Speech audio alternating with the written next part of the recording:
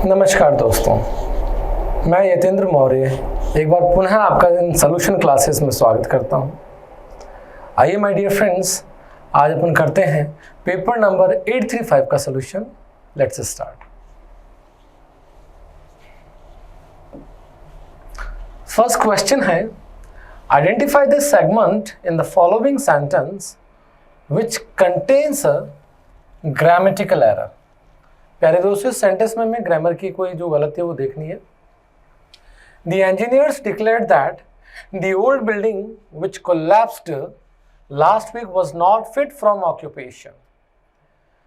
ये कहता है कि इंजीनियर्स ने घोषित कर दिया कि पिछली जो पुरानी बिल्डिंग थी, पुरानी इमारत जो कि पिछले सप्ताह गिर गई थी, वो व्यवसाय के लिए फिट नहीं है, व्यवसाय के लिए उपयुक्त नहीं है।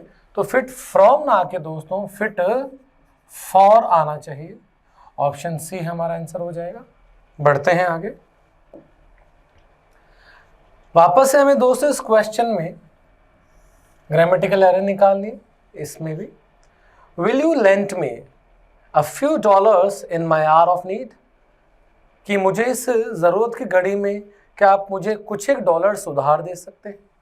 तो दोस्तों ऑप्शन ए अपना आंसर हो जाएगा, क्योंकि लेंट आया हुआ है, लेंट नहीं लेंड आएगा, क्योंकि लेंड मेरी फर्स्ट फॉर्म है, विल एक मॉडल है और मॉडल के बाद फर्स्ट फॉर्म का यूज किया जाता है।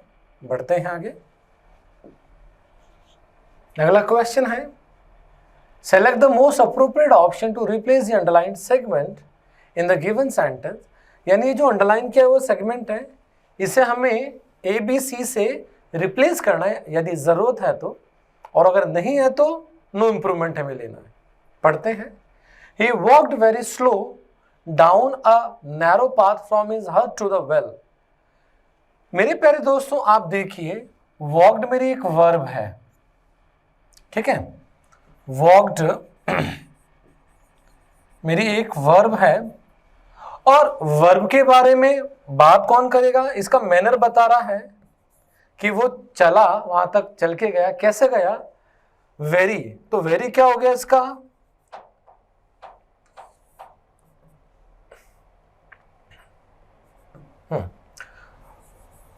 तो मैनर बता रहा है, इसका मैनर कैसा होगा? वो चल के गया, लेकिन कैसे गया? स्लोली गया। कैसे गया? स्लोली। तो एडवर्ब ऑफ मैनर हो गया। तो वर्ब के बारे में बात करने वाला वर्ड मेरा एडवर्ब हो गया, और एडवर्ब को मॉडिफाई करने वाला वर्ड भी मेरा एडवर्ब ही होता है। तो ये क्या होता है? मेरा एडवर्ब ऑफ मैनर है। ये चल के गया, कैसे गया? वेरी स्लोली गया। तो स्लो तो मेरा एडजेक्टिव है, एडजेक्टिव में आप ly अटैच कर दीजिए, आपका एडवर्ब बन जाता है। तो walked very slowly, option C मेरा आंसर हो जाएगा। ठीक है, बढ़ते हैं आगे। वापस से दोस्तों जो अगला क्वेश्चन, इसमें यह ऐसा ही करना है हमें, ठीक है। हमें इस पार्ट को इंप्रूव करना है हमें, ठीक है। A light torrent of rain began just as we stepped out for a walk. मेरे प्यारों, टॉरेंट का मतलब होता है बौछार। टॉरेंट का मतलब होता है बौछार, कि बरसात की हल्की बौछार शुरू हो गई जैसे हम घर से बाहर निकले वॉक जाने के लिए। तो हल्की बौछार को क्या बोलते हैं? ड्रिजल कहते हैं, बूंदाबांदी जिसे कहते हैं अपन, है ना, बूंदाबांदी। बौछार भी कह सकते हैं, ठीक है। तो ऑप्शन बी हमारा आंसर हो जाएगा। स्ट्रीम का मतलब धारा हो जाता है, और हरिकेन का मतलब तूफान हो जाता है। चलिए आगे बढ़ते हैं। यस, अगला क्वेश्चन है, given below are 4 jumbled sentences. 4 jumbled sentences हमें दिए हैं। Pick the option that gives their correct order. हमें सही क्रम बताना है इन चारों का।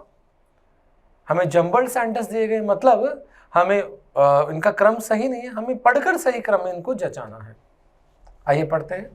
Hotels will refund guests if it rains, कि होटल्स क्या करेंगे? बरसात आने पर मेहमानों को उनका रिटर्न कर देंगे। Only one thing can spoil those idyllic holiday plans, कि सिर्फ एक चीज है जो कि इन आइडियलिक हॉलीडेज का प्लान को जो एक मनोहारी, आइडियलिक मतलब मनोहारी, ठीक है, मनोहारी जो हॉलीडे प्लान्स हैं उनको बर्बाद कर सकती है, वो कौन है? रेन, बरसात है। होर्ड्स ऑफ टूरिस्ट यानी बड़ी संख्या में tourist visit the Italian seaside with dreams of dipping into cobalt blue waters, यानी बड़ी संख्या में इटालियन के सी साइड में बहुत सारे टूरिस्ट आते हैं, दौरा करते हैं, आते हैं वो ये सपना लेकर कि वो उनको कोबाल्ट ब्लू वाटर में डिप लगाएंगे, डुबकी लगेंगे, एंड सनबाथिंग फॉर आवर्स, और घंटों तक धूप सेकेंगे अंडर द ग्लोरियस स्काई, यानी चमकदार आसमान के नीचे, ठीक है। But beginning this month the Italian island of Elba off the coast of Tuscany started offering tourist an unexpected guarantee, लेकिन इस मंथ की शुरुआत में ही होटल्स ने क्या करना शुरू कर दिया, एक अनएक्सपेक्टेड गारंटी उनको ऑफर करना, उनको देना शुरू कर दिया। आइए दोस्तों स्टार्ट करते हैं। देखिए मेरे हिसाब से सबसे नंबर 1 आर आना चाहिए। क्यों? क्योंकि यहाँ पर एक इंट्रोडक्शन है कि जो टूरिस्ट है वो इस मानसिकता के साथ में कि कोबाल्ट के नीले पानी में वो डुबकी लगाएंगे और धूप सेकेंगे, इसके साथ वो आ रहे हैं छुट्टियां मनाने के लिए, ठीक है। लेकिन अभी छुट्टियां मनाने के लिए आ रहे हैं, लेकिन अब यहाँ पर एक बात का हवाला दिया हुआ है कि एक चीज है जो इनके इस हॉलीडे प्लान्स को, ये हॉलीडे विजिट करते हैं तो हॉलीडे प्लान्स कनेक्ट करा एक दूसरे से, लेकिन एक चीज है जो इनके हॉलीडे प्लान्स को गड़बड़ कर सकती है, वो कौन है? बरसात। तो आर के बाद में क्यों आ गया?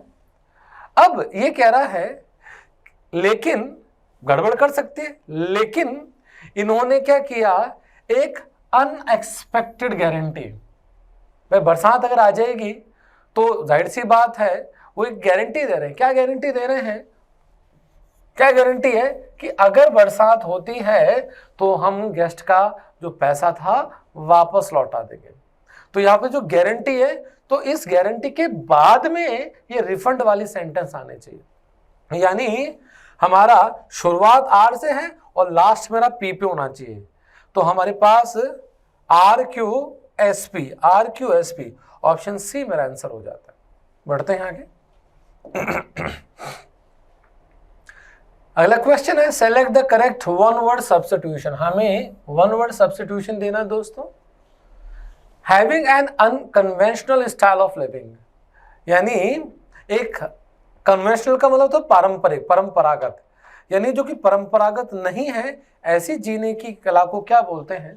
उसको क्या बोलते हैं? शैली को, स्टाइल को क्या बोलते हैं? बोहेमिया स्टाइल कहते हैं उसको।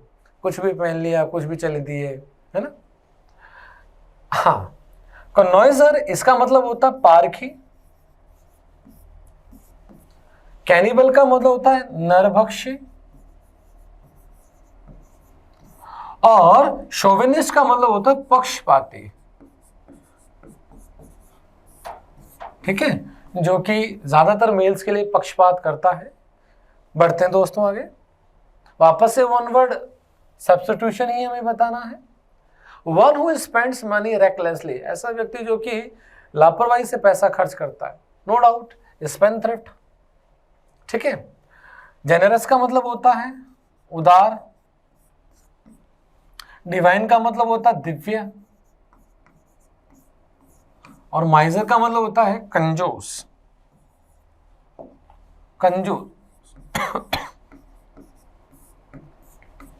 बढ़ते हैं दोस्तों आगे। Select the most appropriate option to fill in the blank. अब इन चार में से हमें यहां पर बेस्ट बढ़ना है। The officer insisted dash his paying the fine for riding his bike without a helmet. अब देखो कि यहां पर देखिए, नो डाउट इंसिस्ट को देखते हैं हमारे दिमाग में ऑप्शन ए आ जाता है, क्योंकि इंसिस्ट का मतलब होता है दबाव पूर्वक कहना, कि ऑफिसर ने उसको बाइक राइडिंग विदाउट हेलमेट करने के एवज में क्या किया, फाइन देने का इंसिस्ट किया, उस पर दबाव बनाया, ठीक है। तो ऑन का यूज होता है दोस्तों, जैसे मैं कह सकता हूं rely on, bank on, focus on,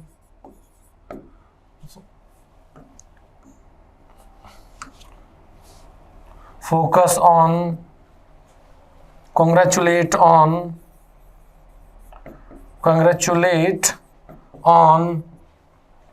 insist of अपने आ ही गया यहाँ पे, rely on, bank on, focus on, congratulate on, contemplate on. contemplate का मतलब होता है चिंतन करना, मनन करना। तो इन सब वर्ड्स के आगे on का यूज होता है, और भी अन्य है। बढ़ते हैं आगे। वापस से हमें सूटेबल वर्ड यहां पढ़ना है दोस्तों। देखिए, the baby bird had been dash by its mother. आइए यहां पर कुछ तरकीब से बात करते हैं। देखिए, डिसिपेटेड का मतलब होता है बिखरा हुआ, एक एडजेक्टिव के रूप में काम करेगा, बिखरा हुआ। ठीक है। और डिसेक्रेटेड का मतलब होता है अपवित्र या अपवित्र किया हुआ। और बीरीव्ड का मतलब होता है शोकग्रस्त, शोक संतप्त।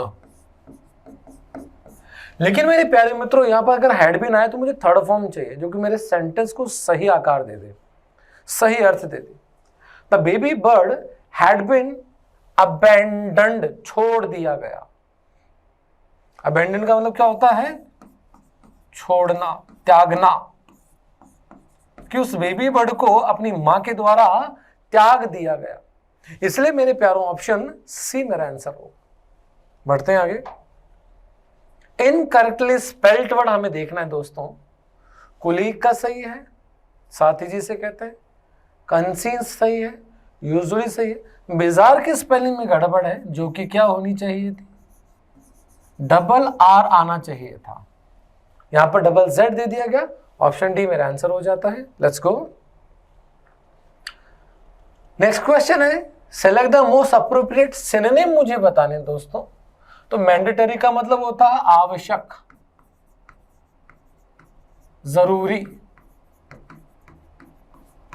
ठीक है। तो अब इसका मैंडेटरी का सिनोनिम क्या हो जाएगा? No doubt compulsory. कंपलसरी का मतलब भी क्या हो गया? आवश्यक हो जाता है। बढ़ते हैं आगे। नेक्स्ट है, इस क्वेश्चन में भी हमें सिनोनिम ही देने दोस्तों। यहां पे लिखा हुआ इंसिपिड। इंसिपिड का मतलब तो बेस्वाद, फीका, नीरस। बेस्वाद, फीका, या जीवन की बात हो जाएगी तो नीरस, है ना। खाने की बात होगी, बेस्वाद है, फीका। तो यहां पे देखिए सिनोनिम की बात है। तो डिलीशियस का मतलब क्या हो गया? स्वादिष्ट। एपेटाइजिंग मतलब जिसको देखकर भूख बढ़ जाए। स्वादिष्ट कैसे? एक्साइटिंग मतलब जो उत्सुकता बढ़ा दे। तो कहीं ना कहीं तीनों इसके क्या है? वो है, क्या कहते हैं इसका? एंटीनम है इसके। तो यहां पर ब्लांड आ जाएगा। तो ब्लांड क्या हो जाएगा? इसका सिनोनिम हो जाएगा, जो कि फीका बेस्वाद होता है। बढ़ते हैं आगे। अब हमें दोस्तों इस क्वेश्चन में एंटीनम देना है, और वो क्या है? अक्यूज है। अक्यूज का मतलब क्या होता है? आरोप लगाना। अक्यूज मतलब आरोप लगाना। तो आप देखिए, अगर आरोप लगाना इसका ये है तो जाहिर सी बात है डिफेंड, बचाव करना इसका क्या होगा? एंटीनम हो जाएगा। ठीक है ना, क्योंकि असॉल्ट मतलब हमला करना, प्रहार करना। अप्लाई मतलब लागू करना। और इंडिक्ट का मतलब क्या हो जाता है? दोष लगाना, कोई आरोप लगाना, दोष लगाना। तो हमें उल्टा चाहिए, हमें विलोम शब्द चाहिए, तो उसके लिए क्या हो जाएगा? डिफेंड हो जाएगा। चलते हैं आगे। यस, इस क्वेश्चन में भी हमें एंटीनम ही चाहिए, और वो एंटीनम क्या है? एक वर्ड है हमारा स्टेराइल। स्टेराइल का मतलब क्या होता है? ओके, यहां पर देखिए, स्टेराइल का मतलब होता है बंजर। ठीक है ना। स्टेराइल का मतलब क्या हो गया? बंजर, जो सूख चुकी है भूमि, बिल्कुल दरारें पड़ गई बड़ी बड़ी, उसको स्टेराइल बोलते हैं। तो पार्च्ड का मतलब है वो होता है सूखा हुआ। ठीक है। बारेन का मतलब भी क्या होता है? बंजर। एरिड का मतलब भी होता है सूखा। लेकिन फर्टाइल का मतलब क्या होता है? उपजाऊ। ठीक है, तो यही हमारा आंसर हो जाएगा। तो स्टेराइल को अपन क्या बोल सकते हैं, बंजर या अनुपजाऊ। ठीक है, तो ऑप्शन बी हमारा आंसर हो जाता है। बढ़ते हैं आगे। नेक्स्ट क्वेश्चन है दोस्तों, हमें डायरेक्ट या इनडायरेक्ट को देखना है। देखते हैं। He asked the front office executive if Mr. Mahajan was in the office then। अब देखो यहां पर बीच में कनेक्टर कंजंक्शन इफ लगा है, आज आया हुआ है, देन आया हुआ है, तो तीन बातों से मैं कह सकता हूं कि कहीं ना कहीं ये मेरा इनडायरेक्ट है। मुझे डायरेक्ट देखना है, तो आज किससे हो जाएगा, सेट टू में। ही सेट टू, तो he said to the front office executive. अब देखो इफ लगा हो मतलब हेल्पिंग वर्ब से स्टार्ट होना चाहिए, क्योंकि जब अगर अंदर का रिपोर्टेड स्पीच हेल्पिंग वर्ब से शुरू होता है तभी हम इफ का यूज करते हैं अपन कनेक्टर के रूप में। तो ए तो मेरा वैसे ही इनकरेक्ट हो गया, सी भी मेरा इनकरेक्ट हो गया। ठीक है, अब देखते हैं बी और डी में से। He said to the front office executive if Mister Mahajan in the office now, in the front office executive if Mister Mahajan is in the office now. अब देखिए यहां पर इसने इफ लगा दिया है, इफ का दूर दराज तो कोई लेना देना ही नहीं है, तो ऑप्शन अपना कौन सा हो गया, बी मेरा आंसर हो जाएगा, क्योंकि यही इज किसके रूप में कन्वर्ट हो जाएगा, वॉज में कन्वर्ट हो जाएगा। बढ़ते हैं आगे दोस्तों। यस, इस क्वेश्चन में select the most appropriate meaning of the given idiom. Idiom दी है दोस्तों में, इस ईडियम को हमें इसका अर्थ बताना है। एज शार्प एज अ टैक, तो इसका मतलब होता है very intelligent and mentally alert, बहुत सावधान व्यक्ति और बुद्धिमान व्यक्ति को एज शार्प एज अ टैक बोला जाता है। चलते हैं आगे। वापस इसमें हमें इस ईडियम का ही अर्थ देना है। बाय अ विस्कर, इसका मतलब तो बहुत कम मार्जिन से, तो हम कह सकते हैं बाय अ स्मॉल मार्जिन, बहुत कम अंतर से। बढ़ते हैं। यस, अगला है select the correct passive active form. Active passive में हमें देखना है, पहले क्वेश्चन देख लेते हैं।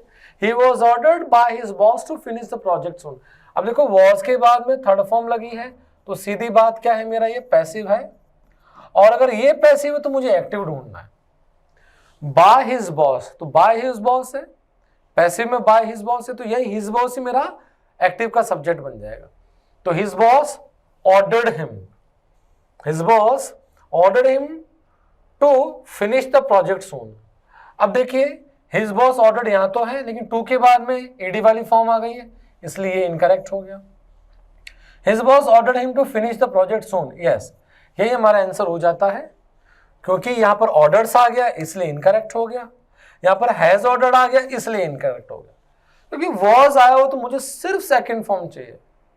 बढ़ते हैं आगे दोस्तों। अब क्लोज टेस्ट है, पढ़ते हैं। Perumal Swamy was the dash of 5 children in his family. Option है 1, 2, ऑल 3। अब मेरे प्यारे दोस्तों यहां पर ऑप्शन सेकंड आएगा, बी आएगा, आंसर सेकंड आएगा। क्यों? क्योंकि यहां पर देखिए द लिखा हुआ है, और ध्यान रखिएगा जब द आता है तो द के बाद में हमेशा ऑर्डिनल नंबर ही आता है। कौन सा नंबर आता है? Ordinal number. ऑर्डिनल नंबर का मतलब होता है जो कि क्रम दर्शाने वाले, जैसे पहला, दूसरा, तीसरा, चौथा, जो क्रम दर्शाने वाले शब्द हैं वही द के साथ आते हैं। तो यहां पर देखिए 1 और 3 क्या हो गया? 1 और 3 किसकी बात कर रहा है? ये कार्डिनल नंबर है। कार्डिनल नंबर के साथ में द का इस्तेमाल अपन कर नहीं सकते। यहां पर ऑल आ गया, ऑल इसलिए नहीं होगा क्योंकि ऑल ऑफ 5 चिल्ड्रन, भाई पांचों में से सभी, ये तो सेंटेंस के साथ में ही गड़बड़ हो गई। ये कह रहा है कि भाई पेरुमल स्वामी 5 बच्चों में से इस नंबर पे था, तो ये तो किसी सूरत में नहीं हो सकता। ऑप्शन बी मेरा आंसर हो जाएगा। बढ़ते हैं आगे। When he turned 10, जब वो 10 साल के हुए, his dash started to fail। अब उसके क्या गिरना स्टार्ट हो गई, क्या खत्म होना स्टार्ट हो गई? सीइंग। यहां पर बात अगर चारों को देखते हैं तो विजन, विजन मतलब दृष्टि, नजर, उनकी नजर खराब होना शुरू हो गई। और विजिबिलिटी मतलब क्या होता है? दृश्यता, आप कितनी दूर तक देख पा रहे हैं। व्यूज, व्यूज मतलब विचार हम कह सकते हैं। और ये व्यूज वो भी होते हैं जो अपन व्हाट्सएप या किसी भी वीडियो पे व्यूज आते हैं। तो यहाँ पर बात आ रही है उनकी आंखों से संबंध, कि जब वो 10 साल के, उनकी विजन, उनकी नजर कम होना शुरू हो गई।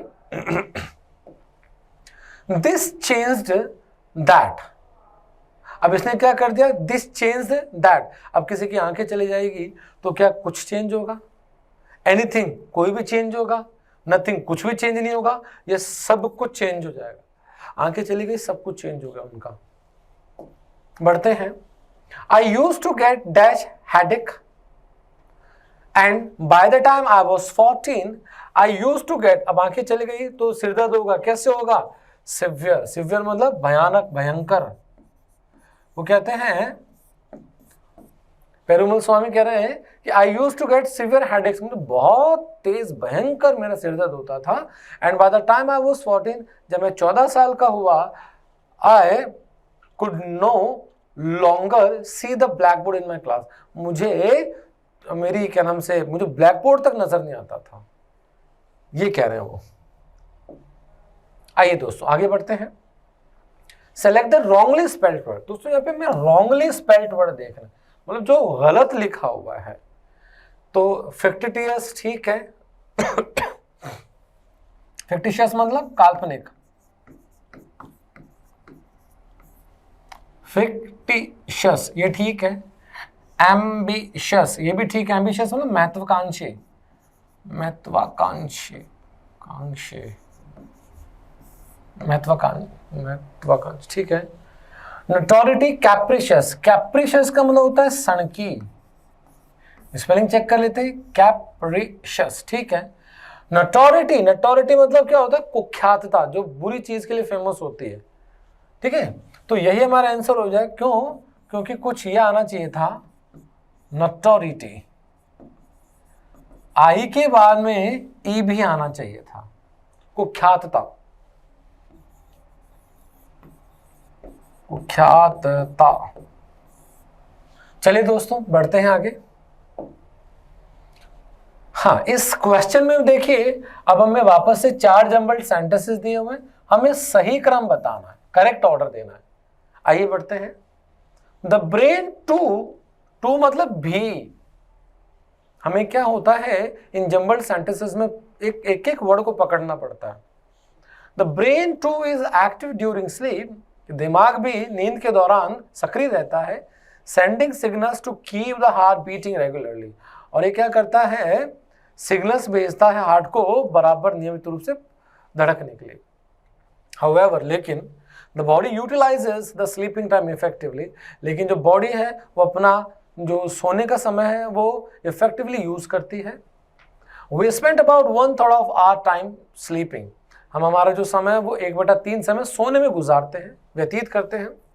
It produces energy and releases hormones for repair and growth during the night.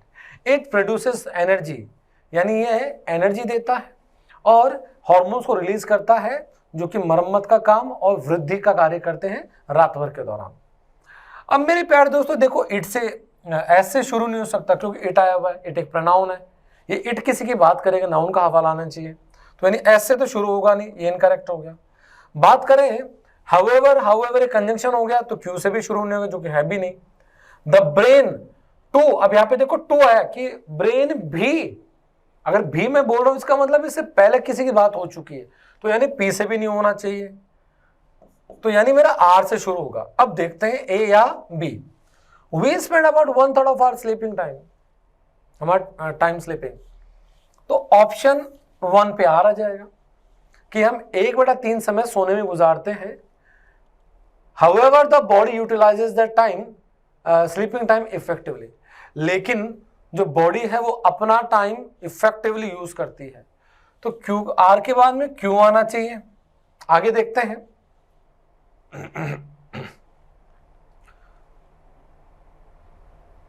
अभी कह रहा है कि the brain too is active. अब देखिए पी के बाद में एस आएगा, वो इसलिए क्योंकि यहां पर देखिए एनर्जी और हार्मोन्स रिलीज की बात हो रही है, वो किसके द्वारा किया जाएगा, वो ब्रेन के द्वारा ही किया जाएगा। तो मेरे प्यारे दोस्तों पी के बाद में एस आएगा, यानी शुरुआत आर से होगी और अंत मेरा एस पे होगा। तो R Q P S, option A मेरा आंसर हो जाता है। दोस्तों जब कभी भी आप जर्नल सेंटेंसेस करें तो प्लीज एक दूसरे सेंटेंसेस के साथ में उसका मिलान, उसका मैच देखें, उसकी कनेक्टिविटी देखें। आप वर्ड्स एक दूसरे को ऑटोमेटिकली कनेक्ट कर देते हैं, बस यही देखना है, वेरी इजी। चलिए